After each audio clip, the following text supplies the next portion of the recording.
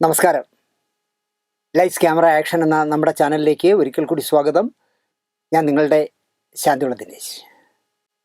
അതികഠിനമായ ചൂട്, പിന്നെ കൊറോണയ്ക്ക് ശേഷമുള്ള ആഫ്റ്റർ എഫക്റ്റുകൾ, ഒരുപാട് പേര് പോകുന്നു നനച്ചിരിക്കാതെ. ഇപ്പോൾ തന്നെ 2 ദിവസത്തിനിടയിൽ 4 സിനിമാക്കാർ പോയി.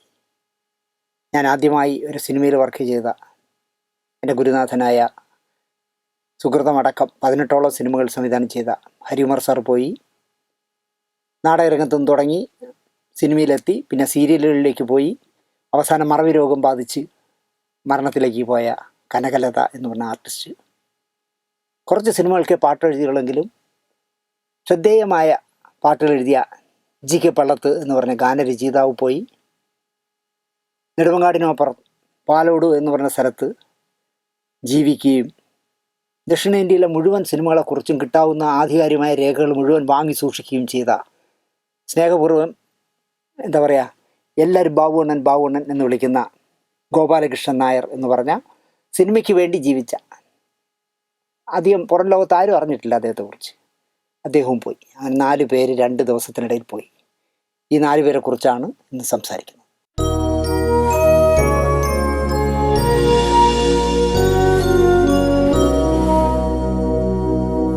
നമസ്കാരം. ഒളിച്ചു വയ്ക്കുന്ന എന്തിനല്ലേ? എനിക്ക് നല്ല മാനസികമായ നല്ല ടെൻഷനുണ്ട്.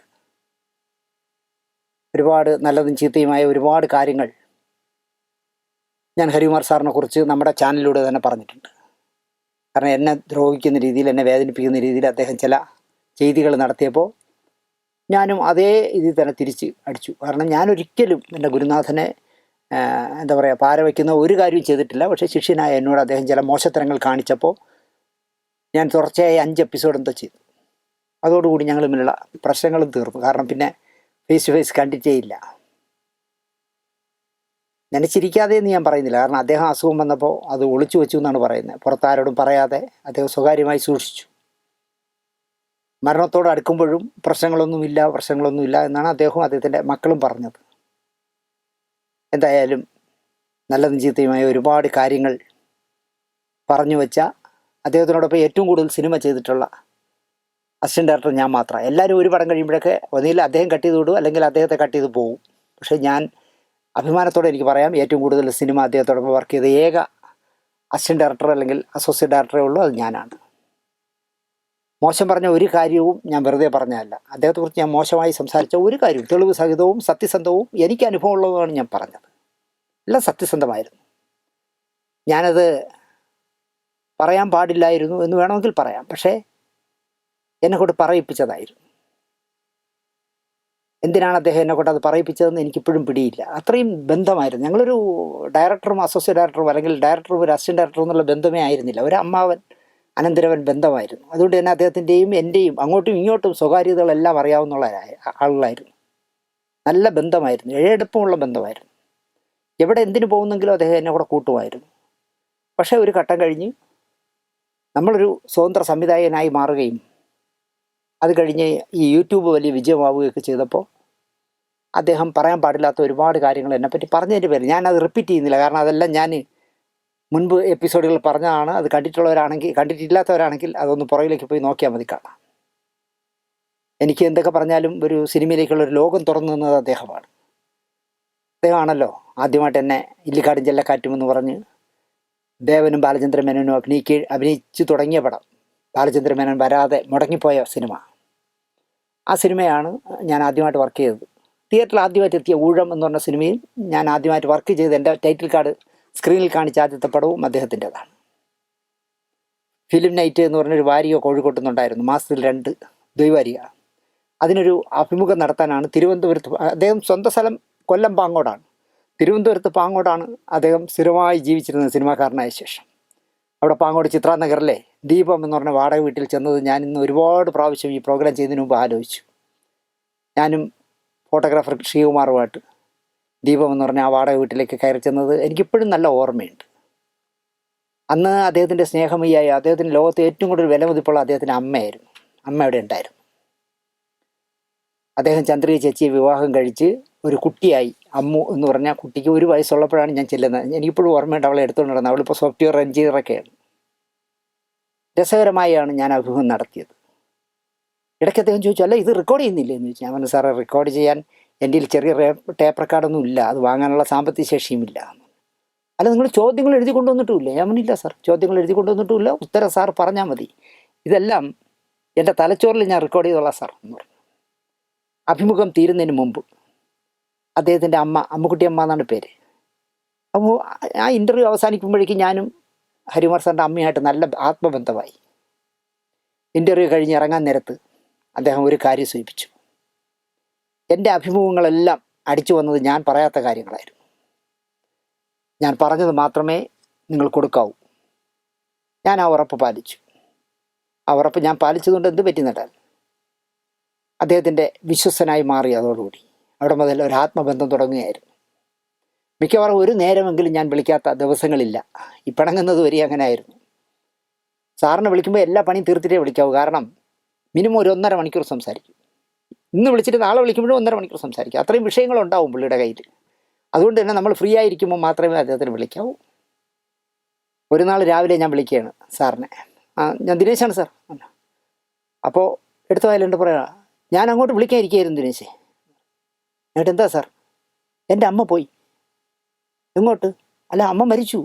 അപ്പോൾ അദ്ദേഹം അമ്മ പോയി എന്ന് പറയുമ്പോൾ ഞാൻ കല്ലറ പാങ്ങോട് പോയി എന്നാണ് വിചാരിച്ചത്. അദ്ദേഹത്തിൻ്റെ ടോൺ അങ്ങനെ ആയിരുന്നു. അത് പതറി നിൽക്കുന്ന സമയമായിരുന്നു. അതുകൊണ്ടാണ് അങ്ങനെ പറഞ്ഞത്. ഞാൻ ചോദിച്ചു, എപ്പോൾ? ഇപ്പോൾ. അമ്മ മരിച്ചിട്ട് മിനിറ്റുകളേ ആയുള്ളൂ ദിനേശ്. ഞാനങ്ങോട്ട് ദിനേശിനെ വിളിക്കാനായിട്ട് തയ്യാറെടുക്കുകയായിരുന്നു. ഉടനെ തന്നെ ഓടി ഇവിടെ തിരുവനന്തപുരത്തുള്ള പാങ്ങോടുള്ള ദീപം എന്ന് പറഞ്ഞ വീട്ടിൽ ചെന്നു. അവിടെ നിന്ന് ആ അമ്മയുടെ മൃതദേഹവുമായിട്ട് കല്ലറ പാങ്ങോട് ഭാരതന്നൂർ വഴി കാഞ്ചിനട എന്ന് പറഞ്ഞ സ്ഥലത്ത്, അത് ഞാൻ വളരെ കൊച്ചല്ലേ, എന്നിട്ട് ഞാൻ ആ മൃതദേഹത്തോടൊപ്പം അവിടെ പോയി. അടക്കമെല്ലാം കഴിഞ്ഞ് അമ്മയുടെ ഫോട്ടോയുടെ ഒരു കോപ്പി വാങ്ങിക്കൊണ്ട് ഞാൻ തിരിച്ച് തിരുവനന്തപുരത്ത് വന്ന് ബാബ സ്റ്റുഡിയോയിൽ ചെന്ന് അതിൻ്റെ പ്രിൻ്റുകളെടുത്ത് കേരളത്തിലെ എല്ലാ പത്ര ഓഫീസുകളിലും എൻ്റെ വാർത്തയും ചിത്രങ്ങളൊക്കെ എത്തിച്ചു. അതൊക്കെ ഞാൻ അങ്ങനെ ചെയ്തുകൊണ്ടായിരിക്കണം അമ്മയുടെ മരണത്തോടെ ഞാൻ അദ്ദേഹത്തിൻ്റെ വീട്ടിലെ ഒരംഗമായിട്ട് മാറി. ഒരമ്മാവൻ അനന്തരവൻ ബന്ധം എന്ന് പറയാം. അത് ഞാൻ പറയാൻ കാര്യം എന്ന് വെച്ചാൽ, അദ്ദേഹവും 1-2 വർഷം മുമ്പ് മരിച്ച ഒരു സംവിധായകനും കൂടി ഞങ്ങൾ സ്ക്രിപ്റ്റ് എഴുതിക്കൊണ്ടിരുന്ന മുറിയിലിരുന്ന് അല്പം അശ്ലീല വർത്തമാനം പറയായിരുന്നു. അശ്ലീല വർത്തമാനം ഒരു ഘട്ടം കത്തിയപ്പോൾ അദ്ദേഹം പറഞ്ഞു, നമുക്ക് പിന്നെ സംസാരിക്കാം. അപ്പോൾ ആ മറുവശത്ത് തരുന്ന ആൾ ചോദിച്ചു, എന്ത് എന്ന് വെച്ചു. ഇങ്ങനെ കാണിച്ചു. ഞാൻ കണ്ടു എന്നെ കാണിക്കുന്നത്. കാരണം ഒരു അനന്തരവൻ ഇരിക്കുമ്പോൾ അത്തരം വർത്തമാനങ്ങൾ പറയണ്ട എന്ന് അദ്ദേഹത്തിന് തോന്നിയതായിരിക്കാം. അത്രയും ആത്മബന്ധം ഉണ്ടായിരുന്നു ഞാനുമായിട്ട്. ഒരു സംവിധാന സഹായി ബന്ധമേ ആയിരുന്നില്ല. ഒരു കഥ കണ്ടെത്താൻ പോകുന്നത്, ഒരു നിർമ്മാതാവിനെ പിടിക്കാൻ പോകുന്നത്, ഒരു നടൻ കാശ് വാങ്ങി പറ്റിച്ചുവെങ്കിൽ ആ പൈസ തിരിച്ചു വാങ്ങാൻ കുത്തിന് പിടിച്ചു നിർത്തി വാങ്ങിക്കാൻ പോകുന്നത്, ഒരു സിനിമയ്ക്ക് ആരെ അസോസിയേറ്റ് ഡയറക്ടറായിട്ട് വയ്ക്കണം എന്ന് വരെ തീരുമാനിച്ചിരുന്നത് ഞാനായിരുന്നു. നിഷേധിക്കാൻ പറ്റില്ല. ഇപ്പോൾ ഞാൻ കൊണ്ടാക്കി പരിചയപ്പെടുത്തിക്കൊണ്ടിരുന്ന അസോസിയേറ്റ് ഡയറക്ടറൊക്കെ ഇപ്പോൾ അദ്ദേഹത്തിൻ്റെ ഏറ്റവും വലിയ വിശ്വസനെ പോലെ നിന്ന് അഭിനയിക്കുന്നതൊക്കെ കാണുമ്പോൾ ഞാൻ ഉള്ളിച്ചിരിക്കും. കാരണം ഈ മനുഷ്യനെ ഞാനാണല്ലോ കൊണ്ടാക്കിയത്. പക്ഷേ അവരെല്ലാം അകത്തുമായി, ഞാൻ പുറത്തുമായി എന്നുള്ളതാണ് സത്യം. അദ്ദേഹത്തിൻ്റെ എല്ലാ കാര്യങ്ങളിലും ഞാൻ ഉണ്ടായിരുന്നു എന്നുള്ളതാണ് സത്യം. കാരണം അദ്ദേഹത്തിന് 100% വിശ്വസിക്കാമായിരുന്നു. ഒരു പ്രൊഡ്യൂസറെ കാണാൻ പോകുമ്പോൾ ഞാൻ പോയതിൻ്റെ പിന്നാലെ ദിനേശ് എന്ന് ഞാൻ ചെയ്തു തരാം, അങ്ങനെ കൊണ്ട് ചെയ്യിക്കേണ്ടെന്ന് പറയില്ല എന്ന് ഉറപ്പുണ്ടായിരുന്നു. അതുകൊണ്ടാണ് എന്നെ കൊണ്ടുപോകുമായിരുന്നത്. അതുപോലെ തന്നെ ഞാൻ വെച്ച ഒരു കലാസംവിധായകനും ഞാൻ വെച്ച ഒരു അസോസിയേറ്റ് ഡയറക്ടറും കൂടി ചേർന്ന് എനിക്ക് പാര വെച്ചിട്ട് പോലും അത് അദ്ദേഹം തന്നെ എനിക്ക് പറഞ്ഞു തരുമായിരുന്നു. ദിനേശ് ഇന്നലെ റൂമിൽ വന്ന് മറ്റേ ഇങ്ങനെ ദിനേശിനിട്ട് ഒരു പണി പണിഞ്ഞിട്ട് പോയി കേട്ടോ, അവർ വിചാരിച്ചത് അവരൊന്ന് പറഞ്ഞാൽ ഞാനതൊക്കെ വിശ്വസിക്കുന്നതായിരിക്കും എന്ന് എനിക്ക് പറഞ്ഞു തന്നിട്ടുണ്ട് സാർ. അതുപോലെ തന്നെ വ്യാജ കത്ത്, വ്യാജ ഫോൺ വിളി, വ്യാജ പോസ്റ്റർ ഒട്ടിക്കുക, ഇതൊക്കെ ചെയ്യുന്ന ഒരു എംപോക്കെ കുറിച്ച് ഞാനൊരു കഥ ചെയ്തിരുന്നല്ലോ. തിരുവനന്തപുരത്തുള്ള ഒരു എംപോക്കി സംവിധായകൻ എന്ന് പറഞ്ഞ് കിടക്കുന്ന ഒരു അലവലാതിയെക്കുറിച്ച്. അയാളൊരു ദിവസം എൻ്റെ ഭാര്യയെക്കുറിച്ച്, സിന്ധുവിനെക്കുറിച്ച് ഹരികുമാർ സാറിനോട് വളരെ മോശമായ സഭ്യമല്ലാത്ത ഭാഷയിൽ സംസാരിച്ചു. നേരം പുലർന്നു വരുമ്പോഴേക്കും ഹരികുമാർ സാർ എന്നെ വിളിച്ചു. എന്നിട്ട് എന്നെ പറഞ്ഞു, ദിനേശേ ഞാൻ ഇന്നലെ ഉറങ്ങിയില്ല കേട്ടോ. ഞങ്ങളുടെ എന്ത് പറ്റി സാർ? മറ്റേ ആ ബോറനില്ലേ, അവൻ സിന്ധുവിനെ പറ്റി വെള്ളം അടിച്ചുകൊണ്ട് വന്ന് എന്നോട് വളരെ മോശമായി സംസാരിച്ചു. ഞാൻ എന്താ പറയേണ്ടത് ദിനേശ് പറ. ഞാൻ പറഞ്ഞു, എന്ത് ചെയ്യാൻ സാർ? ദിനേശ് അതെന്തെങ്കിലും നടപടി എടുക്കണം കേട്ടോ. അങ്ങനെ നടപടി എടുക്കാൻ പോയതിനാണ് ബി ഉണ്ണികൃഷ്ണനും ടീമും കൂടി എന്നെ പറ്റിച്ചിട്ട് അവനെ കമ്മിറ്റിയിലെടുത്തിട്ട് എന്നെ വെളിയിലാക്കിയതല്ല, ഞാൻ രാജിവെച്ച് പോകേണ്ടി വന്നത്. അതുപോലും എന്നോട് തുറന്നു പറഞ്ഞ ആളാണ് ഹരികുമാർ സാർ. ഇങ്ങനെ എന്തൊക്കെയോ എന്താ പറയുക, എന്നെപ്പറ്റി വളരെ വഴിവിട്ട രീതിയിൽ അവൻ സംസാരിച്ചപ്പോൾ പോലും അന്ന് രാത്രി എനിക്ക് ഉറങ്ങാൻ പറ്റിയില്ല എന്ന് പറയുമ്പോൾ സിന്ധുവായിട്ട് നല്ല ബന്ധമായിരുന്നു സാർ. അപ്പോൾ അദ്ദേഹത്തിന് ഒരു അനന്തരവളെ പോലെ ഒരാളിനെ കുറിച്ച് വെള്ളം അടിച്ചുകൊണ്ട് വന്ന ഒരു ബോറൻ സംവിധായകനും സിനിമാക്കാരനെന്നൊക്കെ പറഞ്ഞ് നടക്കുന്ന ഒരു എംബോക്കി ഇങ്ങനെ പറഞ്ഞപ്പോൾ അദ്ദേഹം അന്ന് രാത്രി ഉറങ്ങിയില്ല എന്ന് പറയുമ്പോൾ അദ്ദേഹം ഞാനുമായിട്ടുള്ള ബന്ധം ആലോചിച്ചു. അതുപോലെ അദ്ദേഹത്തിൻ്റെ മകൾ അമ്മുവിൻ്റെ വിവാഹത്തിന് 1 മാസം ഞാൻ എല്ലാ പണികളും അവസാനിപ്പിച്ചിട്ട് 1 മാസം അമ്മുവിൻ്റെ കല്യാണത്തിൻ്റെ കാര്യങ്ങളുമായി അദ്ദേഹത്തോടൊപ്പം ഓടി നടക്കുകയായിരുന്നു. വിവാഹം ഭംഗിയായിട്ട് കഴിഞ്ഞപ്പോൾ ഈ മറുവീടെന്ന് പറഞ്ഞ് പെൺകുട്ടിയെ കൊണ്ടുപോയി കഴിഞ്ഞാൽ ഭർത്താവിൻ്റെ വീട്ടിലേക്ക് വീട്ടുകാരെല്ലാം കൂടെ പോകുന്നൊരു ചടങ്ങുണ്ടല്ലോ, കുറേ പലഹാരങ്ങളൊക്കെ വാങ്ങിച്ചുകൊണ്ട്. ആ ചടങ്ങിന് പോലും അദ്ദേഹത്തിൻ്റെ ഏറ്റവും വേണ്ടപ്പെട്ട ബന്ധുക്കളെ ഒഴിവാക്കിയപ്പോൾ പോലും എന്നോട് പറഞ്ഞു, ദിനേശ് വരണം. ഞാൻ പറഞ്ഞു, സാറേ ഞാനതിൽ വരേണ്ട കാര്യമില്ല, അത് നിങ്ങൾ ബന്ധുക്കൾ പോകേണ്ടതാണ്. അപ്പോൾ ദിനേശൻ്റെ ബന്ധുവല്ലേ? നമ്മൾ ബന്ധുവൊക്കെ തന്നെയാണ് സാർ, അത് ഒരു അഭംഗിയായിരിക്കും, ഞാൻ വരില്ല എന്ന് പറഞ്ഞാൽ ഞാൻ പോയില്ല. സ്നേഹപൂർവ്വം ഞാനത് ഒഴിവാക്കി. നിങ്ങൾ ആലോചിച്ചു, അത്രയും ആ 1 മാസം ആ കുട്ടിയുടെ വിവാഹത്തിന് വേണ്ടി നിന്നതിൻ്റെ ആ ഒരു ആത്മാർത്ഥത അദ്ദേഹത്തിന് മനസ്സിലാകേണ്ടതായിരിക്കുമല്ലോ എന്നോട് ആ വീട്ടിൽ പോകണമെന്ന് പറഞ്ഞത്. ബന്ധുക്കൾക്ക് ആർക്കും എടുക്കാതിരുന്നിട്ട് പോലും ചില കാര്യങ്ങളിൽ അദ്ദേഹം ഭയങ്കര പിശുക്കനാണ്. ബന്ധുക്കൾക്ക് ആർക്കും പുതുവസ്ത്രങ്ങളൊന്നും എടുത്തു കൊടുത്തില്ല എങ്കിൽ പോലും എനിക്ക് മുണ്ടും ഷർട്ടും എടുത്തു തന്ന ആളാണ് ഹരികുമാർ സാർ. അദ്ദേഹവുമായി ഒരുപാട് പേരോട് അദ്ദേഹത്തിന് വേണ്ടി ഞാൻ പിണങ്ങിയിട്ടുണ്ട്, വഴക്കിട്ടിട്ടുണ്ട്. നമ്മളെ നടൻ അശോകനടക്കം ഒരുപാട് പേരോട് ഹരികുമാർ സാറിന് വേണ്ടി ഞാൻ പിണങ്ങിയിട്ടുണ്ട്. ഞാനൊരു സീരിയൽ സംവിധായകനായതോടെ പതിയെ ആത്മബന്ധം കുറഞ്ഞു വന്നു. എന്നെ പറ്റിച്ച എന്നെ കൊണ്ടൊരു സീരിയൽ ചെയ്യിച്ചിട്ട് 300 എപ്പിസോഡ് കഴിഞ്ഞപ്പം പണി നന്നായി മേശ്രി നാളെ മുതൽ വരണ്ട എന്ന് പറയുമ്പോൾ എന്നോട് ദിനേശൻ നാളെ മുതൽ ഞാൻ സംവിധാനം ചെയ്തോളാം എന്നിട്ട് എനിക്ക് 10 പൈസ തരാതെ ഞാൻ വാങ്ങിക്കൊടുത്ത സുമാര ഷാർജയിൽ നിന്ന് വാങ്ങിക്കൊടുത്ത് 25 ലക്ഷം രൂപ കൊടുക്കാതെ പറ്റിച്ചൊരു സീരിയൽ നിർമ്മാതാവുണ്ടല്ലോ തിരുവനന്തപുരത്ത്, വളരെ ഭയങ്കരമായിട്ട് കിടപ്പുണ്ട്. നോക്കുമ്പോൾ ഇന്നലെ ഇന്നൊക്കെ ഹരികുമാർ സാർ മരിച്ചു കിടക്കുന്നിടത്തൊക്കെ സ്വന്തം അനിയൻ നിൽക്കുന്നു കള്ളൻ. പിന്നെ എന്താ പറയുക, അവൻ നന്നായിട്ട് കളിച്ചിട്ടുണ്ട് ഹരികുമാർ സാറിനോട്. എന്നെപ്പറ്റി ഇല്ലാത്തതും ഉള്ളതും ഒക്കെ പറഞ്ഞു കൊടുത്ത് മാനസികമായി അകറ്റാനുള്ള ശ്രമം അവനും നടത്തിയിരുന്നു. ഞാനെപ്പോഴും എനിക്ക് സിനിമയിൽ തുടക്കമിടാൻ അവസരം തന്ന ഗുരുനാഥൻ എന്ന കൺസെഷനിൽ സത്യത്തിൽ ഞാൻ ശ്രമിക്കുകയായിരുന്നു. ഒരുപാട് ദ്രോഹിച്ചപ്പോൾ ഞാനും ഇടഞ്ഞു. ഞാനൊരു മനുഷ്യനല്ലേ, എന്നെ ഒരുപാട് ദ്രോഹിച്ചപ്പോൾ ഞാനും സാറിൻ്റെ മുഖത്ത് നോക്കി തന്നെ ഇടഞ്ഞു. എൻ്റെ അമ്മ മരിച്ചതറിയിച്ചപ്പോൾ അതാണ് എന്നെ വേദനിപ്പിച്ചതിൽ മറ്റൊരു കാര്യം. ഞാൻ ഗോവയിലാണെന്ന് അദ്ദേഹം കള്ളം പറഞ്ഞു. അപ്പോൾ അദ്ദേഹം തിരുവനന്തപുരത്തുണ്ട്, പക്ഷെ അദ്ദേഹം പറഞ്ഞു ഞാൻ ഗോവയിലാണ് എന്ന് പറഞ്ഞു. ഞാൻ വിളിച്ചു പറഞ്ഞു, സാർ എൻ്റെ അമ്മ മരിച്ചു. ഞാൻ ഗോവയിലാണ് കേട്ടോ. കൊച്ചു പയ്യനായ ഞാൻ കാഞ്ചിനട എന്ന് പറഞ്ഞ അന്നത്തെ വികസിതമില്ലാത്ത അവികസിതമായ ഒരു ഗ്രാമത്തിൽ അദ്ദേഹത്തിൻ്റെ അമ്മയുടെ ചേതനയേറ്റ ശരീരവുമായി ചെല്ലുകയും അതിൻ്റെ അവിടെ അടക്കുന്നവരെ നിന്നിട്ട് ആ ഫോട്ടോ വാങ്ങി തിരുവനന്തപുരത്തോടൊന്ന് പ്രിൻ്റൊക്കെ ചെയ്ത് പത്രം ഓഫീസ്, അന്ന് എനിക്ക് സ്കൂട്ടറോ കാറോ ഒന്നുമില്ലല്ലോ, കൊണ്ട് നടന്ന് എല്ലായിടത്തും കൊടുക്കുകയും ചെയ്തത് ഓർമ്മയുണ്ടായിരുന്നെങ്കിൽ അദ്ദേഹം എൻ്റെ അമ്മ മരിച്ചപ്പോൾ വന്ന് നോക്കിയേനെ. പക്ഷെ വന്നില്ല.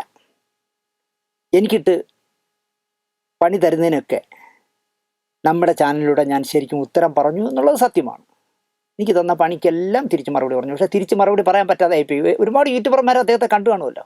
പക്ഷേ അദ്ദേഹത്തിന് തിരിച്ച് ദിനേശ് എനിക്കിട്ട് പറയാനുണ്ടെന്ന് പറയാൻ ഒരെണ്ണം പോലും ഇല്ല എന്ന് എനിക്കറിയാമല്ലോ.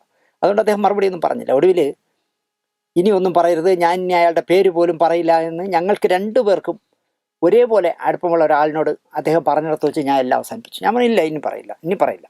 ദിനേശ് 5 എപ്പിസോഡൊക്കെ പറഞ്ഞില്ലേ, മതി, ഇനി പറയരുത്. അദ്ദേഹം പറയുന്നത് ഇനി ദിനേശിൻ്റെ പേര് പോലും പറയില്ല എന്നാണ്. ഞാൻ ആയിക്കോട്ടെ ഇനി പറയില്ല എന്നാണ് ഞാൻ അവിടെ അവസാനിപ്പിച്ചു.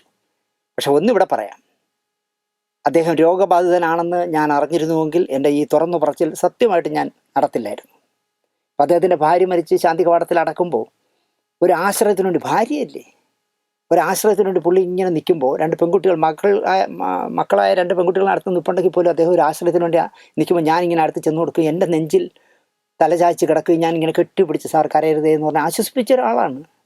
അതുപോലെ തന്നെ അദ്ദേഹത്തിന് മാരകമായ അസുഖമുണ്ട് എന്ന് ഞാൻ അറിഞ്ഞിരുന്നെങ്കിൽ തീർച്ചയായിട്ടും ഞാനത് പറയില്ലായിരുന്നു എന്ന് ഇപ്പോൾ പറയുന്നു. അദ്ദേഹത്തിന് അലർജി പോലെ മുഖത്തൊക്കെ കറുത്ത പാടൊക്കെ വന്ന അലർജി പോലുള്ള ചില്ലറ അസുഖങ്ങളുണ്ട് എന്നുള്ളതല്ലാതെ അദ്ദേഹം ഒരു ക്യാൻസറിൻ്റെ പിടിയിൽപ്പെട്ടു എന്ന് ഞാൻ സ്വപ്നത്തിൽ പോലും കരുതിയിരുന്നില്ല. അതെനിക്കറിയില്ലായിരുന്നു സത്യത്തിൽ. ക്രിട്ടിക്കൽ സ്റ്റേജിലാണെന്ന് അറിഞ്ഞ് ഞാനും സിന്ധുവും കൂടി അദ്ദേഹത്തിനെ കാണാൻ വീട്ടിൽ ചെന്നു. ഇത് വേറെ ആർക്കും അറിയില്ല, ആദ്യമായിട്ട് ഞാൻ ഈ ക്യാമറയിലൂടെ പറയുകയാണ്. ക്രിട്ടിക്കൽ സ്റ്റേജാണ് തൻ്റെ ഗുരുനാഥൻ എന്നെ ഒരാൾ വിളിച്ച് പറഞ്ഞപ്പോൾ ഞാനും സിന്ധു കൂടി, എനിക്ക് ഒറ്റയ്ക്ക് പോകണ്ട എന്ന് തോന്നിയിട്ട് സിന്ധുവിനെ കൂടെ കൊണ്ട് വിളിച്ച് അവിടെ കാണാൻ ചെന്നപ്പോൾ ഞാൻ എടുത്തുകൊണ്ട് നടന്ന ആ 2ാമത്തെ കുട്ടി, അവളുടെ ഞങ്ങൾ സ്നേഹത്തോടെ വിളിക്കുന്ന ഒരു ഒഫീഷ്യൽ അല്ലാത്ത പേരുണ്ട്, ഞാൻ പറയുന്നില്ല. അവൾ വളരെ കൂളായിട്ടുണ്ട് പറഞ്ഞു, വിസിറ്റേഴ്സിനെ അനുവദിക്കുക പറ്റില്ല, അങ്ങനെ ഒരു ബുദ്ധിമുട്ടുണ്ട് എന്നാണ് അവൾ പറഞ്ഞത്. ഒരു നിമിഷം ഞാൻ ആലോചിച്ചു, ഞാൻ എടുത്തുകൊണ്ട് നടന്ന പെൺകുട്ടി എന്നോട് പറയുകയാണ് ഇൻഫെക്ഷൻ ആവും, അതുകൊണ്ട് അച്ഛനെ കാണാൻ പറ്റില്ല എന്നാണ് പറയുന്നത്. അപ്പം ഞാൻ അപ്പോഴും വിട്ടില്ല. ഞാൻ പറഞ്ഞു എനിക്ക് കാണണമെന്നൊന്നുമില്ല, കാരണം നിൻ്റെ അച്ഛൻ എന്നെ ഒരുപാട് ദ്രോഹിച്ചല്ലേ, സിന്ധുവിനെ കാണണമെങ്കിൽ കാണട്ടെ എന്ന് പറഞ്ഞാണ് ഞാൻ സിന്ധുവിനെയും കൊണ്ട് വന്നതെന്ന് തിരിച്ച് ഞാനും പറഞ്ഞു. ഒരുപാട് നേരം ആ കുട്ടിയായിട്ടിരുന്ന് സംസാരിച്ചിട്ടാണ് ഞാനിങ്ങനെ പോകുന്നത്. അതുകൊണ്ട് തന്നെ എനിക്ക് ഇറങ്ങിയപ്പോൾ മനസ്സിലായി. സിന്ധു ചോദിച്ചു അണ്ണാ അങ്ങനെ ഇൻഫെക്ഷൻ ആയതുകൊണ്ട്. അല്ല, ഞാൻ പറഞ്ഞല്ല, നമ്മളെ മനഃപൂർവ്വം കാണിക്കാൻ അനുവദിക്കാത്തതാണ് എന്ന് ഞാൻ സിന്ധുവിനോട് പറഞ്ഞിട്ടാണ് പോകുന്നത്. അതുകൊണ്ട് തന്നെ അദ്ദേഹം മരിച്ചു എന്ന് പറഞ്ഞു. മരിച്ച കഴിഞ്ഞ ശേഷം ഇനി നമ്മൾ എന്ത് പ്രകടനം നടത്താൻ, ഞാൻ അതുകൊണ്ട് തന്നെ പോകണ്ടെന്ന് തീരുമാനിച്ചു. കൂടെ നിന്ന് അദ്ദേഹത്തെ ചതിച്ചവന്മാരും പറ്റിച്ചവന്മാരും തെറി പറഞ്ഞവന്മാരും അണ്ടർലൈൻ കേൾക്കണം, ഇത് മൂന്നും എനിക്കറിയാവുന്നതാണ്. ആരൊക്കെ അദ്ദേഹത്തെ ചതിച്ചവന്മാരെ എനിക്കറിയാം, പറ്റിച്ചവന്മാരെ എനിക്കറിയാം, അദ്ദേഹത്തെ തെറി വിളിച്ചവന്മാരെ അറിയാം. അവരെല്ലാം അദ്ദേഹത്തിൻ്റെ ഗുഡ് ബുക്കിലാവുകയും ഇതൊന്നും ജീവിതകാലത്തിൽ ഒരിക്കലും ചെയ്യാത്ത ഞാൻ വില്ലനുമായി. അതാണ് ഈ കലിയുഗം എന്ന് പറയുന്നത്. ചലനമറ്റ അദ്ദേഹത്തിന് ചുറ്റും ഈ പറയുന്നവന്മാർ ഒരുമാതിരി സംരക്ഷണ വലയം തീർത്ത് നിന്ന് കാണും എന്ന് ഞാൻ വിശ്വസിക്കുന്നു. ചിലപ്പോൾ ഈ അദ്ദേഹത്തിൻ്റെ മക്കളോട് പറഞ്ഞാണ്, ഒരു കാരണവശാലും ദിനേശ് വന്നാൽ കയറ്റരുത് കേട്ടോ, ദിനേശ് വന്നാൽ ഇറങ്ങിപ്പോകാൻ പറയണമെന്നൊക്കെ പറഞ്ഞു കാണും. പറയും, അവന്മാരങ്ങനെ പറയുന്നവന്മാരാണ്. പക്ഷേ അവൻ്റെ ഒന്നും തന്തയല്ല എൻ്റെ, ഞാനതുകൊണ്ട് പോയില്ല. സുഹൃതം നാഷണൽ അവാർഡിന് മത്സരിക്കാൻ പോവുകയാണ്. അപ്പോൾ സുഹൃത്തിൻ്റെ ഷൂട്ടിംഗ് നടക്കുന്നതിനിടയിൽ അതും എനിക്കറിയാമായിരുന്നു, 2 പേര് പുള്ളിയോട് നല്ല സ്ക്രൂ കയറ്റി കൊടുത്തു, 2 നുണ പറഞ്ഞ് കാര്യമാക്കി കൊടുക്കുകയും. ഞാൻ മുമ്പൊരു എപ്പിസോഡിൽ പറഞ്ഞു, എന്നെക്കൊണ്ട് പുള്ളി നിലം തുടക്കിയവരെ എന്നെക്കൊണ്ട് ചെയ്യിച്ചു ആ വൈരാഗ്യം കൊണ്ട്. വാസ്തവത്തിൽ ഞാൻ അറിഞ്ഞതല്ല, പക്ഷേ നല്ലൊരു പണി എനിക്ക് 2 പേര് വെച്ചു കൊടുത്തു. അതുകൊണ്ട് തന്നെ ഞാൻ എന്തെന്ന് വെച്ചാൽ ഷൂട്ടിംഗ് തീരുന്നവരെ ക്ഷമയോടെ നിന്നു. അദ്ദേഹം എന്തെല്ലാം എന്നെക്കൊണ്ട് ചെയ്യിക്കാൻ പാടില്ലാത്ത എന്തൊക്കെ ചെയ്യിച്ചോ അതെല്ലാം ഞാൻ ചെയ്തു. ആർട്ടിലെ അസിസ്റ്റന്റുമാർ ചെയ്യേണ്ട നിലം തുടയ്ക്കേണ്ട പണി വരെ, എന്താ ഇങ്ങനെ ഫയലും പിടിച്ച് നോക്കിക്കൊണ്ടിരിക്കുന്നത്, ഞാൻ നിലം തുടയ്ക്കും എന്ന് പറഞ്ഞു. അങ്ങനെ ഞാൻ തുടച്ചു. അന്ന് എൻ്റെ നെഞ്ചിലുണ്ടായ വേദന എനിക്കല്ലേ അറിയാവൂ. പക്ഷേ ഞാൻ അപ്പോഴും തീരുമാനമെടുത്തു, ഈ ഷൂട്ടിംഗ് തീരുന്നവരെ ഇവിടുന്ന് പാതി വഴിയിൽ നമ്മൾ പോകാൻ പാടില്ല. ഞാനങ്ങനെ ഷൂട്ടിംഗ് തീരുന്നവരെ നിന്നിട്ട് ഷൂട്ടിംഗ് തീർന്ന് പാക്കപ്പായ ദിവസം അദ്ദേഹത്തിൻ്റെ റൂമിൽ ചെന്നിട്ട് ഞാൻ പറഞ്ഞു, സാർ 2 കാര്യങ്ങളുണ്ട് സാർ. ഒന്ന്, സാറിൻ്റെ കൂടെ ഏറ്റവും കൂടുതൽ വർക്ക് ചെയ്ത ഒരൊറ്റ അസിസ്റ്റൻ്റ് ഡയറക്ടറേ ഉള്ളത് ഞാനാണ്. കാരണം ഒരു പടം കഴിഞ്ഞാൽ അടുത്ത പടത്തിന് സാർ അടുത്ത ആളെ വയ്ക്കാറില്ലല്ലോ അവരെ. പക്ഷേ ഏറ്റവും കൂടുതൽ സിനിമ സാറിനോടൊപ്പം വർക്ക് ചെയ്തത് ഞാനാണ്. പിന്നെ ഞാൻ ഈ സുഹൃതം വർക്ക് ചെയ്തതിൻ്റെ പ്രതിഫലം വാങ്ങുന്നില്ല. ഇവിടെ വെച്ച് നമ്മൾ തമ്മിലുള്ള ബന്ധം അവസാനിക്കുകയാണെന്ന് പറഞ്ഞ് ഞാൻ ഇറങ്ങിപ്പോയി. ഞാൻ പുറത്തിറങ്ങിപ്പോയപ്പോൾ പ്രൊഡക്ഷൻ എക്സിക്യൂട്ടീവായ ആൽവിൻ ആൻ്റണി വന്നു. വന്നിട്ടുണ്ടാ, നീ പിണങ്ങിപ്പോ, പക്ഷേ നീ പ്രതിഫലം വാങ്ങിക്കാതെ പണിതിണ്ട, അറ്റ്ലസ്റ്റ് ജ്വല്ലറി രാമൻ്റെ പൈസ ഇല്ലേ? ഞാൻ പറഞ്ഞത് അദ്ദേഹത്തിന് ഞാൻ സംഭാവന ചെയ്തിരിക്കുന്നു, വേണ്ട എന്ന് പറഞ്ഞ് ഞാൻ ഇറങ്ങിപ്പോയി. ഞാൻ കള്ളമാണോ പൊങ്ങച്ചമാണോ പറയുന്നത് നിങ്ങൾ ആൽവിൻ ആൻ്റണിയെ കാണുമ്പോൾ ചോദിച്ചു നോക്കൂ. ഞാൻ വാങ്ങിയില്ല. പക്ഷേ ഒരു ദിവസം എനിക്ക് ഒരു ഫോൺ കോൾ വരികയാണ്. സാറിൻ്റെ നാഷണൽ അവാർഡിന് മത്സരിക്കാൻ അദ്ദേഹം ഫോം വാങ്ങി വെച്ചിട്ട് അദ്ദേഹം ആദ്യം ചെയ്തത് എന്താണെന്ന് ചോദിച്ചാൽ, എന്നെ വിളിച്ചിട്ട് ദിനേശ് ഒന്ന് വീട്ടിലേക്ക് വരണം എന്ന് പറഞ്ഞു. ഞാൻ വീട്ടിൽ ചെന്നു. അപ്പോൾ എന്നെ പറഞ്ഞു, ആയിരിക്കുന്ന ഫോം എടുത്തൊന്ന് വായിക്കും നന്നായിട്ട്. ഞാൻ നാഷണൽ അവാർഡിൻ്റെ ആ ഫോം എടുത്ത് വെച്ച് വായിച്ചു. എന്നിട്ട് പറഞ്ഞു, അത് ഫില്ല് ചെയ്യും. എന്നിട്ട് അതെന്താ അങ്ങനെ എന്ന് ചോദിച്ചു. ദിനേശ് ഫില്ല് ചെയ്യണം, അതെൻ്റെ ആഗ്രഹമാണ്. ഞാനത് ഫില്ല് ചെയ്തു. പ്രാദേശിക ചിത്രത്തിനുള്ള, ഞാൻ ഫില്ല് ചെയ്തുകൊണ്ടല്ല എങ്കിൽ പോലും പ്രാദേശിക ചിത്രത്തിനുള്ള നാഷണൽ അവാർഡ് അടക്കം 42 അവാർഡുകൾ സുഹൃതം വാങ്ങി.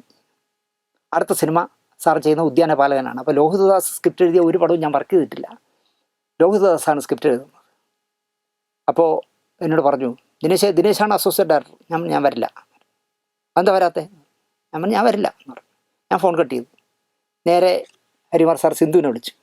അയാളോട് വാശി കളയാൻ പറയണം എന്ന് പറഞ്ഞു. കാരണം സുഹൃത്തിൻ്റെ പൈസ വാങ്ങിക്കാതല്ലേ ഞാൻ പോയത്. ഞാൻ പോയില്ല. ഞാൻ പകരം ജെ സി സാറിൻ്റെ കൂടെ ഒരു പരമ്പര, കുതിരകൾ എന്നൊരു പരമ്പര ചെയ്യാനായിട്ട് പോയി. കൊച്ചിൻ ടവറിലാണ് ഞാൻ താമസിക്കുന്നത്. അപ്പോൾ സിന്ധുവിനോട് ചോദിച്ചു, അയാൾ എവിടെയുണ്ട്?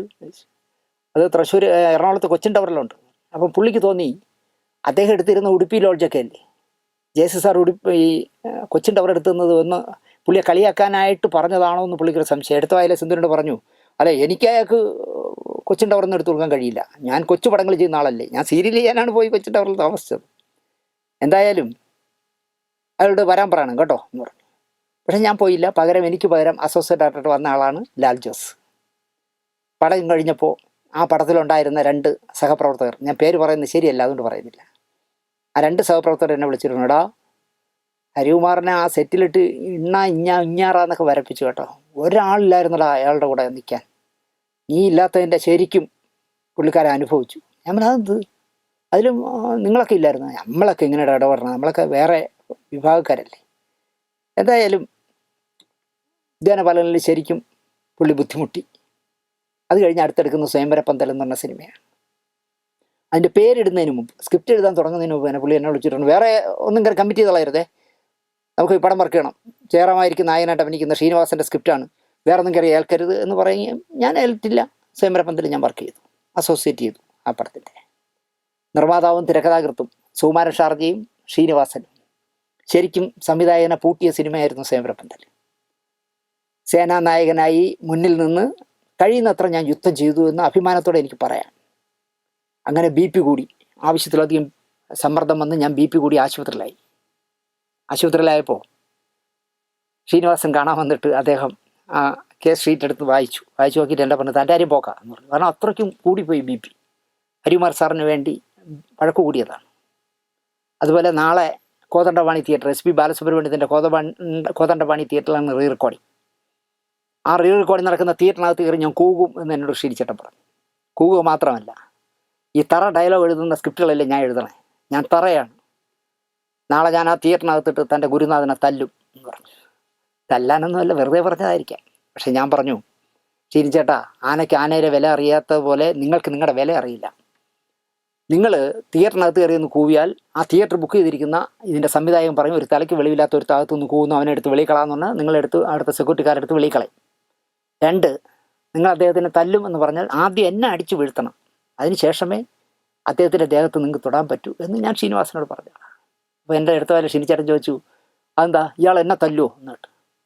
ഞാൻ പറഞ്ഞു, ഷിനിച്ചേട്ടാ, ശ്രീനിവാസൻ ശാന്തിയുള്ള ദിനേശിനെ തല്ലിയാലും ശാന്തിയുള്ള ദിനേശ് ശ്രീനിവാസനെ തല്ലിയാലും രണ്ടിൻ്റെയും കെടുത്തി കിട്ടുന്ന എനിക്കായിരിക്കും.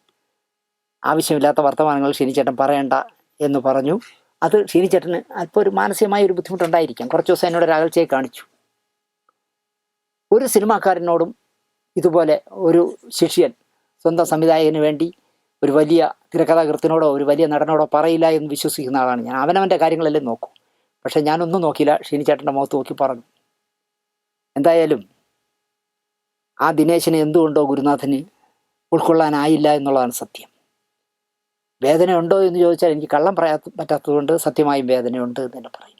എന്നാലും തോൽക്കാൻ തയ്യാറല്ലാത്തൊരു മനസ്സുള്ളതുകൊണ്ടാണ് ഞാൻ അദ്ദേഹമായിട്ട് കലഹിക്കേണ്ടി വന്നത്.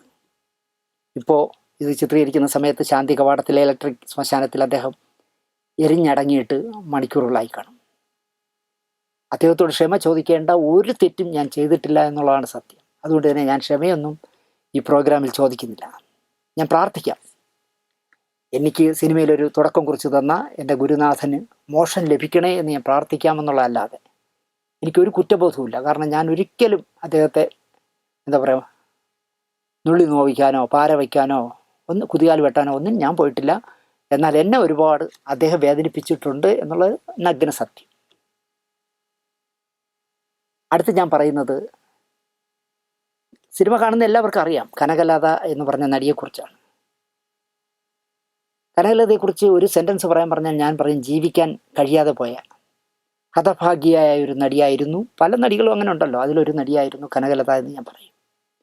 14-ാമത്തെ വയസ്സിൽ ഞാൻ നാട്ടിലേക്കില്ല എന്നൊരു നാടകത്തിൽ ജീവിക്കാൻ വേണ്ടി, അല്ലാതെ കലയോടുള്ള അദമ്യമായ ആഗ്രഹം കൊണ്ടൊന്നുമല്ല, ജീവിക്കാൻ 50 രൂപ കിട്ടിയാൽ അത്രയും ആയി എന്ന് വിചാരിച്ച് ജീവിക്കാൻ വേണ്ടി ഞാൻ നാട്ടിലേക്കില്ല എന്ന് പറഞ്ഞൊരു നാടകത്തിലാണ് അവർ ആദ്യമായിട്ട് അഭിനയിച്ചത്.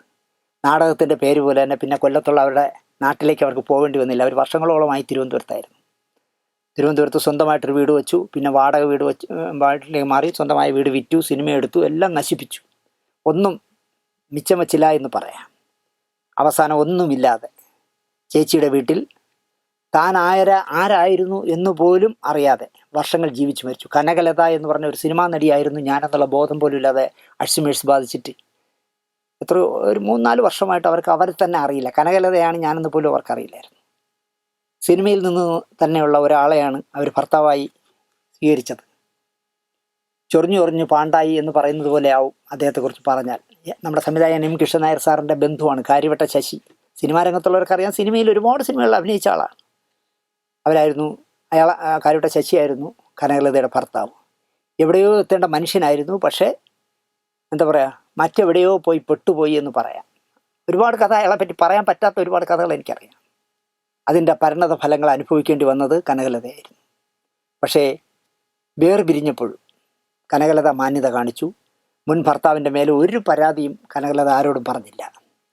കുട്ടികളില്ലായിരുന്നു. അതൊരു ഭാഗ്യമായി എന്ന് ഞാനിപ്പോൾ കരുതുന്നു. കാരണം ഇങ്ങനൊരു ജീവിത സാഹചര്യത്തിൽ ചേച്ചിയുടെ ആശ്രയത്തിൽ 3-4 വർഷം രോഗബാധിതയായി കഴിയുന്നവർക്ക് ഒരു കുട്ടിയുടെ ഉണ്ടായിരുന്നെങ്കിൽ വലിയ കഷ്ടമായി പോയേനെ. ഒരു ചായക്കടക്കാരനായ അച്ഛൻ്റെയും ഒരു കശുവണ്ടി തൊഴിലാളിയുടെയും കശുവണ്ടി തൊഴിലാളിയായ അമ്മയുടെയും 4 മക്കളിൽ ഒരാളായിരുന്നു കനകമ്മ.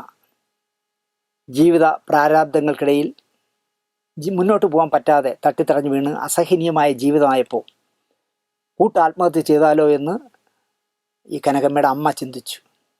എട്ടുപൊട്ടും തിരിയാത്ത പ്രായമേ ഉണ്ടായിരുന്നുള്ളൂ കനകമ്മയ്ക്ക്. എന്നിട്ട് പോലും ആ ഉദ്യമത്തിൽ നിന്നും അമ്മയെ മനസ്സു മാറ്റിച്ചത് കനകമ്മയായിരുന്നു. കവിർ രേണുക എന്ന് പറഞ്ഞ നടിയെ, കവിർ പൊന്നമ്മ ചേച്ചിയുടെ അനിയത്തി കവിർ രേണുകയെ കനകമ്മയ്ക്ക് അറിയാം. തൊട്ടടുത്ത വീടാണ്. അവരോട് ഈ ഇല്ലായ്മകൾ മുഴുവൻ പറഞ്ഞു. അങ്ങനെ അവരുടെ ഭർത്താവായ കരവളം ചന്ദ്രനോട് പറഞ്ഞു.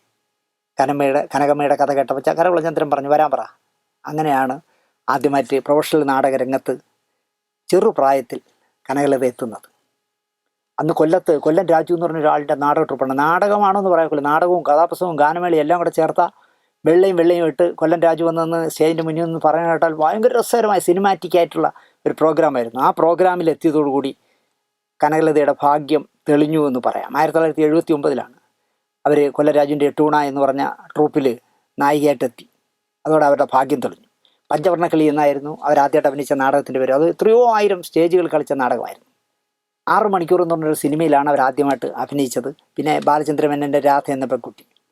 2 സിനിമകൾ പിന്നിട്ടപ്പോൾ പി എ ബക്കറിൻ്റെ ഉണർത്തുപാട്ട് എന്ന് പറഞ്ഞ സിനിമയിൽ നായികയായി. പക്ഷേ ഉണർത്തുപാട്ട് ഉണർന്നില്ല, പാതി വഴിയിൽ നിന്നുപോയി, പടം റിലീസായില്ല. പിന്നെ ലെനിൻ രാജേന്ദ്രൻ്റെ ചില്ല് എന്ന് പറഞ്ഞ പടത്തിലൂടെ വീണ്ടും ഒരു വരവ് വന്നു.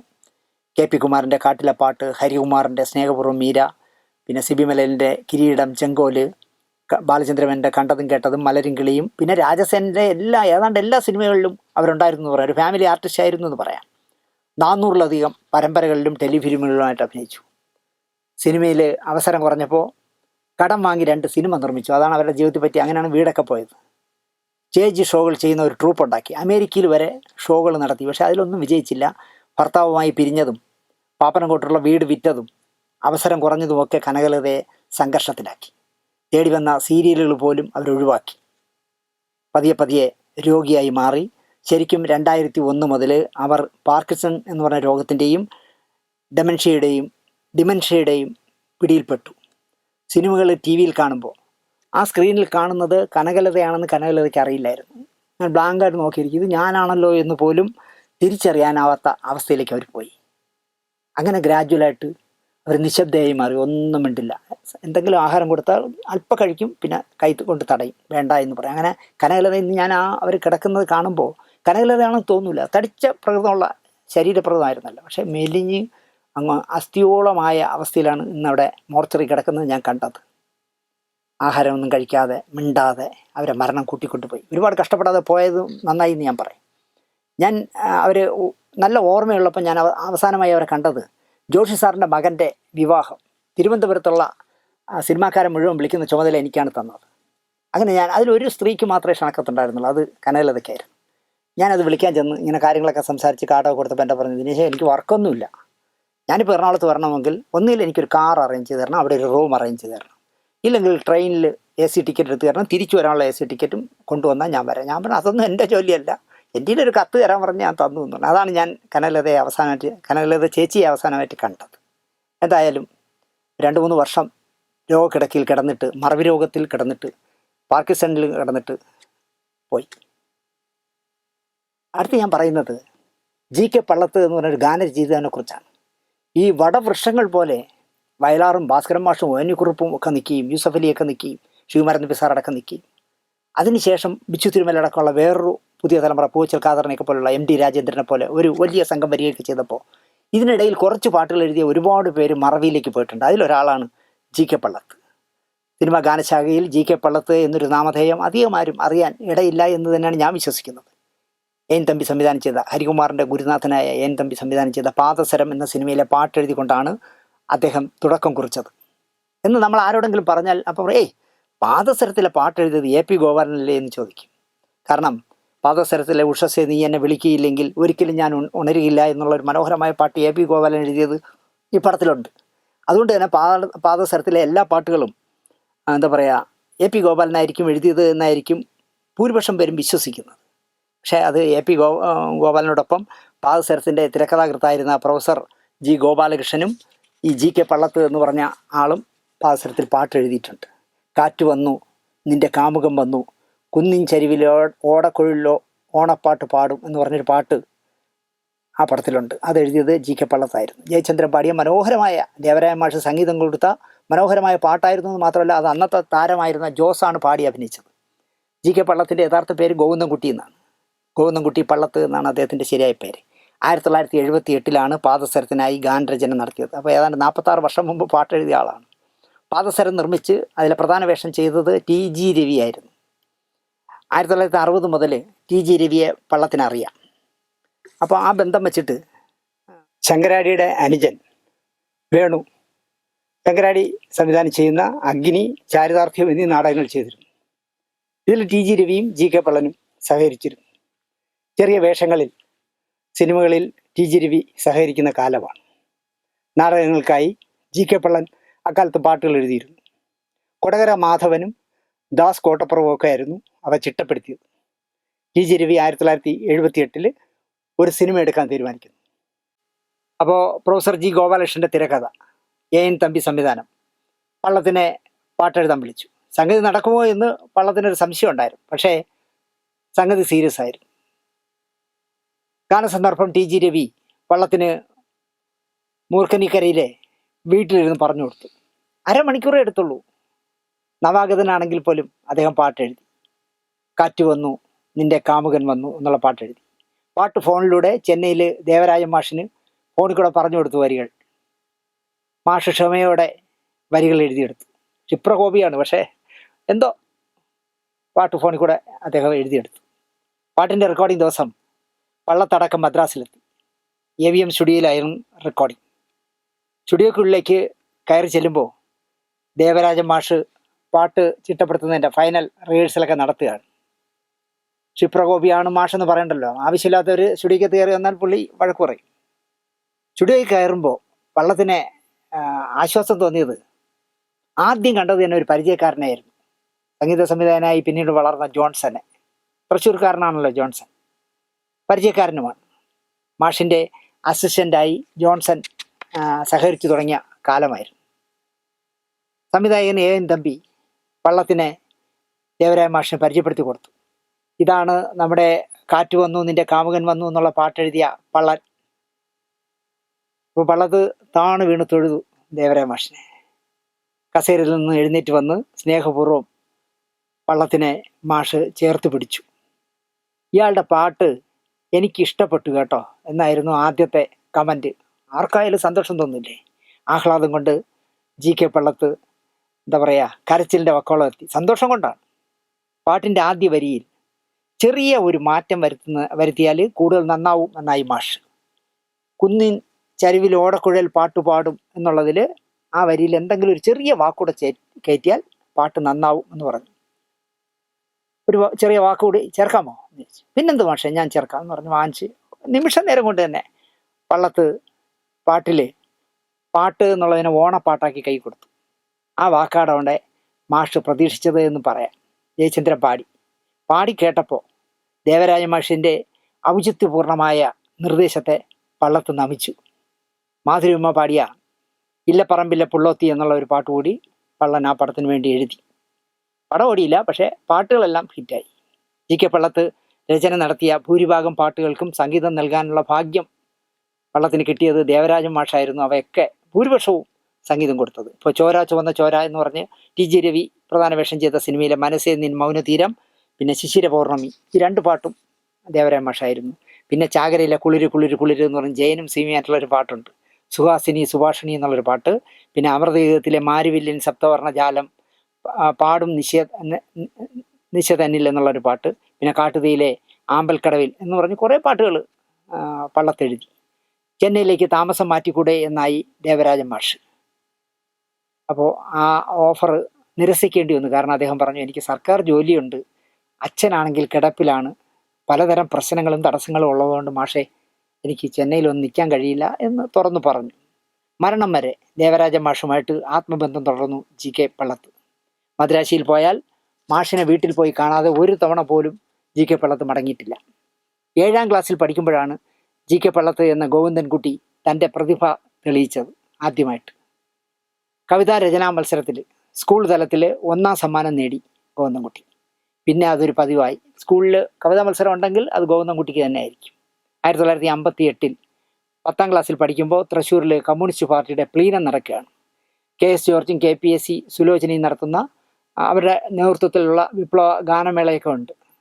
പിൽക്കാലത്ത് KPSC ഗംഗാധരൻ എന്നറിയപ്പെട്ട തൃശ്ശൂരുകാരനായ ഗായകൻ ഗംഗാധരൻ, സംഗീത സംവിധായകൻ ദാസ് കോട്ടപ്പുറം എന്നിവരുമായുള്ള സംസാരത്തിനിടയിൽ നമുക്കും ഒരു വിപ്ലവഗാനം ഉണ്ടാക്കണം എന്ന് ആശയം രൂപപ്പെട്ടു.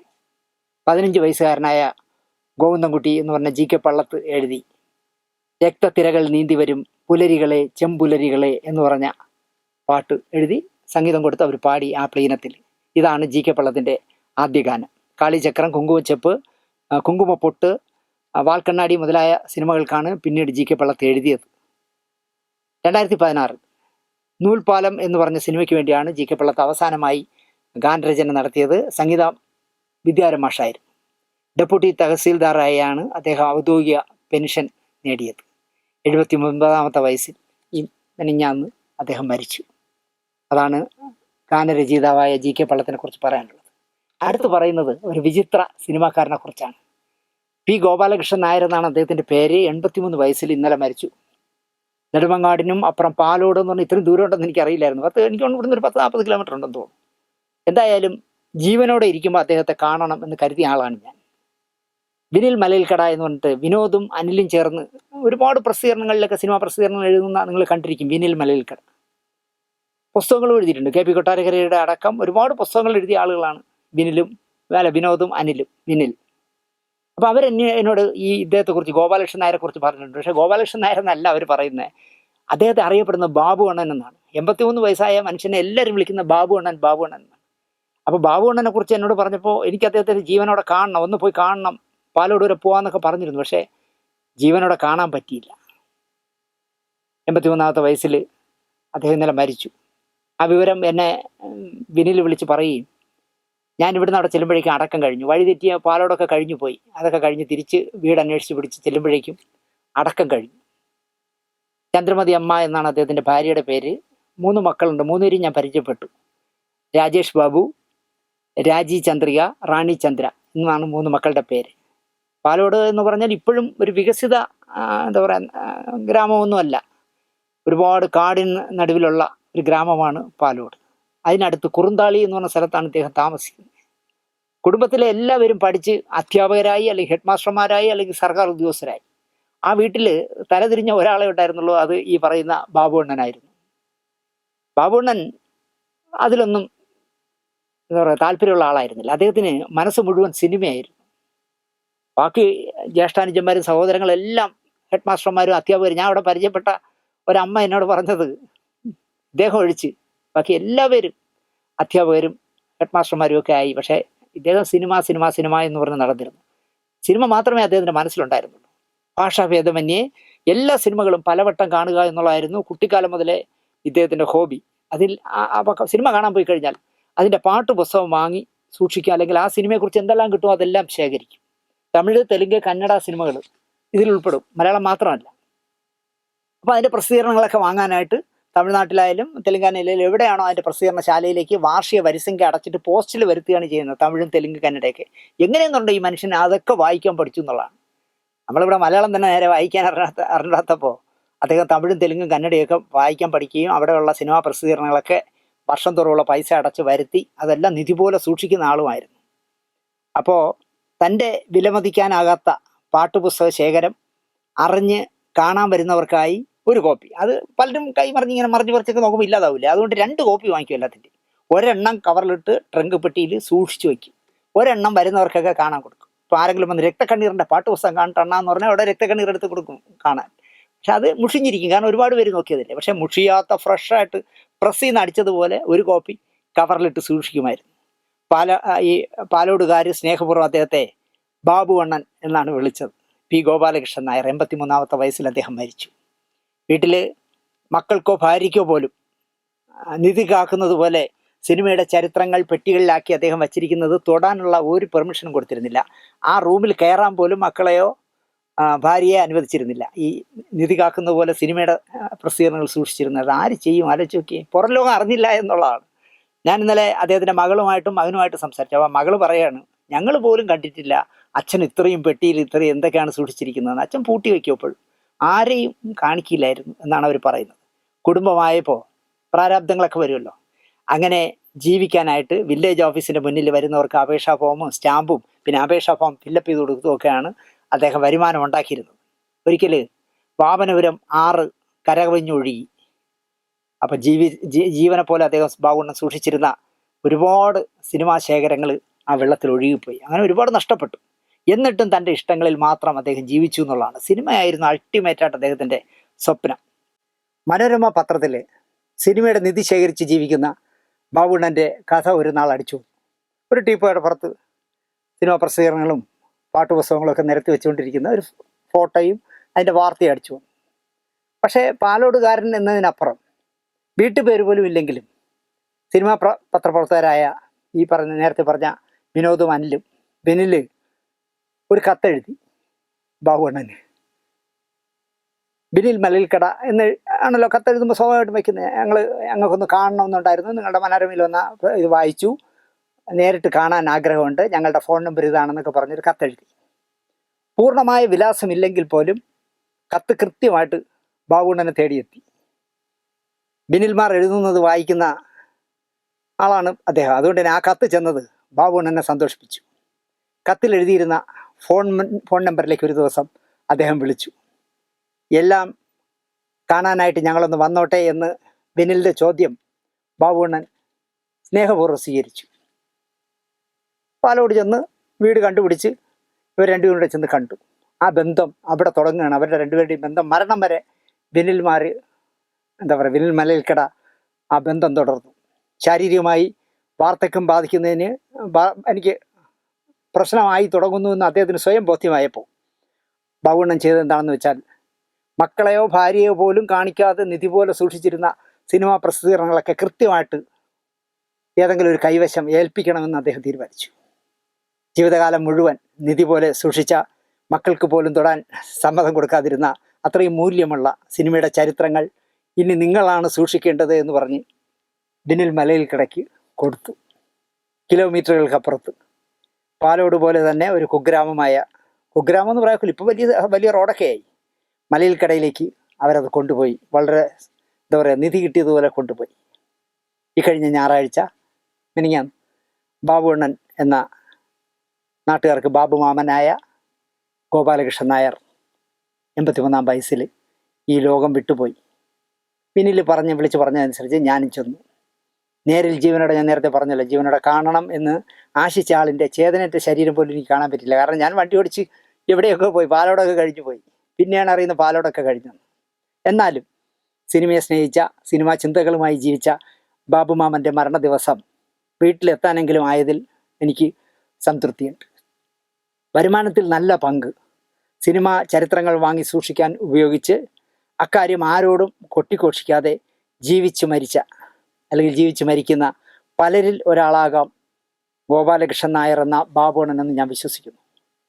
ഈ പാലോട് എന്ന് പറഞ്ഞ ഗ്രാമത്തിൽ ജനിച്ച് തലസ്ഥാനത്ത് ട്യൂട്ടർ കോളേജിലൊക്കെ അധ്യാപകനൊക്കെയായി നടന്ന് പിന്നെ നാടക സംവിധാനമൊക്കെ നടത്തി സർഗ സൃഷ്ടികളൊക്കെ നടത്തിയിട്ട് ഒടുവിൽ പത്രപ്രവർത്തകനായി മദ്രാസിൽ പോയ ഒരു പാലോടുകാരനുണ്ട്, പി കെ ശ്രീനിവാസൻ, എൻ്റെ പ്രിയപ്പെട്ട ശ്രീനിച്ചേട്ടൻ. അദ്ദേഹം മദ്രാസിൽ പോയി ഫിലിം മാഗസിൻ്റെയും കേരളമുദിയുടെയൊക്കെ ലേഖനായി. നസീർ സാർ മരിച്ച വാർത്ത കേരളമുദിൽ മാത്രമാണല്ലോ അടിച്ചു വന്നത്. അത് റിപ്പോർട്ട് ചെയ്തത് പി കെ ശ്രീനിവാസനായിരുന്നു. അത് കഴിഞ്ഞ് ഇന്ത്യ ടുഡേ മലയാളം എഡിഷൻ തുടങ്ങിയപ്പോൾ അത് അവസാനിക്കുന്നതുവരെയും അതിൻ്റെ എഡിറ്ററായിരുന്നു. അപ്പോൾ ഞാനൊരു ദിവസം ഷീനിച്ചേട്ടനെ കണ്ടപ്പോൾ ചോദിച്ചു, ഷീനിച്ചേട്ടാ പാലോടുള്ള ബാബുണ്ണനെ അറിയാമെന്ന് ചോദിച്ചു. ഷീനിച്ചേട്ടൻ അറിയില്ല ഈ ബാബുണ്ണനെ. ഞാൻ പറഞ്ഞുണ്ട്, എടാ ഞാൻ പാലോട് ജനിച്ചു വളർന്നവനായിട്ട് എനിക്കറിയണം, നിനക്കെങ്ങനെ അറിയാമെന്നൊക്കെ ചോദിച്ചു. ഞാൻ നേരിൽ കണ്ടിട്ടില്ല, ഞാൻ ഒരു ദിവസം കാണാൻ പോവും, ബാക്കി അദ്ദേഹത്തിൻ്റെ ജീവിതം മുഴുവൻ എനിക്കറിയാമെന്നൊക്കെ പറഞ്ഞ് ഞാൻ ഷീനിച്ചേട്ടനോട് പറഞ്ഞു. അപ്പോൾ പാലോടുകാരനായ പി കെ ശ്രീനിവാസന് പോലും അറിയില്ല ബാബുണ്ണനെ. കാരണം അദ്ദേഹം ഈ സിനിമയുടെ എല്ലാം വാങ്ങി സൂക്ഷിച്ചത് പേരിനും പബ്ലിസിറ്റിക്കും വേണ്ടിയല്ല, അദ്ദേഹത്തിൻ്റെ സംതൃപ്തിക്ക് വേണ്ടി വാങ്ങി സൂക്ഷിച്ചതാണ്. എന്തായാലും ഒരുപാട് കിലോമീറ്റർ ഓടിച്ചു പോകേണ്ടി വന്നെങ്കിലും അവസാനമായി അദ്ദേഹത്തെ ഒന്ന് കാണാൻ കഴിഞ്ഞില്ല എങ്കിലും, ജീവനോടെയും കാണാൻ പറ്റില്ല, ചേതനേറ്റ ശേഷവും കാണാൻ പറ്റില്ല എങ്കിലും ആ വീട്ടിൽ ചെന്ന് കുറച്ച് നേരം ഇരുന്നപ്പോൾ അവിടുത്തെ ബന്ധുക്കളും ഈ ബാബുണ്ണൻ്റെ മക്കളും ഒക്കെ എന്നോട് പെരുമാറിയ രീതി കണ്ടപ്പോൾ അച്ഛൻ സിനിമയെ ഇത്രയും സ്നേഹിച്ചിരുന്നുവെന്ന് ബഹുമാനത്തോടെ, ആശ്ചര്യത്തോടെ, കൗതുകത്തോടെ അവർ പറയുന്നത് കേൾക്കുമ്പോൾ എനിക്ക് ഒരുപാട് സന്തോഷം തോന്നി. ആ മനുഷ്യനോട് ഒരുപാട് ബഹുമാനം തോന്നി. എന്ന് മാത്രമല്ല, ഞാൻ കുട്ടിക്കാലം മുതൽ ഈ 83-ാം വയസ്സ് വരെ നിധി പോലെ വാങ്ങി സൂക്ഷിച്ചു വെച്ചിരുന്ന പെട്ടിയിൽ പൂട്ടി വെച്ചിരുന്ന സാധനങ്ങളൊക്കെ നശിക്കരുത്, അത് വരും തലമുറയ്ക്കും ഗുണം ചെയ്യണമെന്ന് വിചാരിച്ചിട്ട് ബിനിൽ മലയിൽക്കിടമാരെ വിളിച്ചിട്ട്, നിങ്ങളാണ് ഇനി ഇതിൻ്റെ അവകാശികൾ, നിങ്ങൾ സൂക്ഷിച്ചോ, അല്ല എൻ്റെ മക്കളൊക്കെ വെച്ച് മക്കൾക്കൊന്നും അതിൽ താല്പര്യം കാണില്ല ചിലപ്പോൾ. അത് അർഹിക്കുന്ന കൈകളിൽ തന്നെ അദ്ദേഹം ഏൽപ്പിച്ചിട്ട് പോയി എന്നുകൂടി അറിയുമ്പോൾ ആ മനുഷ്യനോടും എനിക്ക് ഒരുപാട് ബഹുമാനം തോന്നുന്നു. അദ്ദേഹത്തിൻ്റെയും ആത്മാവിന് നിത്യശാന്തി നേരുന്നു. ഞാൻ ഈ പറഞ്ഞ 4 പേർക്കും, എൻ്റെ ഗുരുനാഥനായ ഹരികുമാർ സാറിനും, കനകലതയ്ക്കും, GK പള്ളത്തിനും, പാലോടുകാരുടെ പ്രിയപ്പെട്ട ബാബു അണ്ണനും നിത്യശാന്തി നേർന്നുകൊണ്ട് ഈ എപ്പിസോഡ് ഇവിടെ അവസാനിപ്പിക്കുന്നു. അതിന് മുമ്പ് വേണമെങ്കിൽ ഒരു കൗതുകരമായ ഒരു കാര്യം പറയും. ഇത് എഡിറ്റ് ചെയ്ത് വരുമ്പോൾ നിങ്ങൾക്ക് ജെർക്ക് ചെയ്യണമെന്ന് തോന്നരുത്. കാരണം ഈ 4 പേരുടെ മരണം സംസാരിച്ചുകൊണ്ടാണെന്ന് പറഞ്ഞത്. മറ്റേ ഒറ്റ ഷോട്ടിലാണ് നമ്മുടെ പ്രോഗ്രാമെല്ലാം ഷൂട്ട് ചെയ്യുന്നത്. നമ്മൾ ഈ 4 പേരുടെ ഈ സ്റ്റോറി പറയാൻ തുടങ്ങിയപ്പോൾ ആദ്യം മൈക്കിൻ്റെ ചാർജ് പോയി എന്ന് സിഗ്നൽ എഴുതി കാണിച്ചു, കട്ട് ചെയ്തു. നേരെ പോയി വേറൊരു മൈക്ക് വെച്ചു, ചാർജ് കുറഞ്ഞു പോയാണെന്ന് ചാർജിലിട്ടിട്ട് അടുത്തത് വെച്ചു. അത് കഴിഞ്ഞ് കുറച്ച് കഴിയുമ്പോൾ ക്യാമറ കട്ടായി. ഇങ്ങനെ 4 പ്രാവശ്യം 5 പ്രാവശ്യം കട്ടായാണ് ഇന്നത്തെ ഈ പ്രോഗ്രാം ചെയ്തിരിക്കുന്നത്. അതുകൊണ്ട് തന്നെ പലപ്പോഴും പ്രോഗ്രാം ഒന്ന് ജെർക്കടിക്കാൻ സാധ്യതയുണ്ട്. ഒറ്റ ഷോട്ടിലല്ല ഷൂട്ട് ചെയ്തിരിക്കുന്നത്. ഇവരിൽ ആരെങ്കിലും ഇനി പിണങ്ങി, എൻ്റെ ഗുരുനാഥനായ ഹരികുമാർ സാർ എന്നെ പറ്റി ഇങ്ങനെ പറയണ്ട എന്ന് വിചാരിച്ചാണെന്നുണ്ട് ക്യാമറ പിണങ്ങി 4 പ്രാവശ്യം. എന്നാലും സിനിമയ്ക്ക് വേണ്ടി ജീവിച്ച ഈ 4 പേരുടെയും ആത്മാവിന് നിത്യശാന്തി നേർന്നുകൊണ്ട് നിർത്തുന്നു. നന്ദി, നമസ്കാരം.